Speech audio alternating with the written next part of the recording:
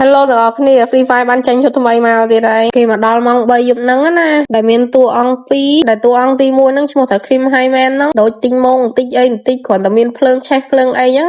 ទ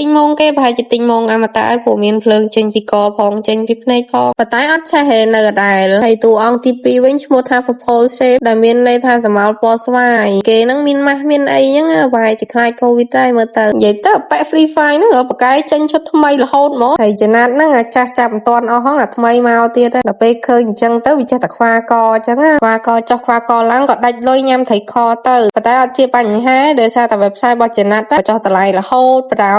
ដាក់ទៅវាចំណេញអញ្ចឹងទៅវាចេះតែចង់ដាក់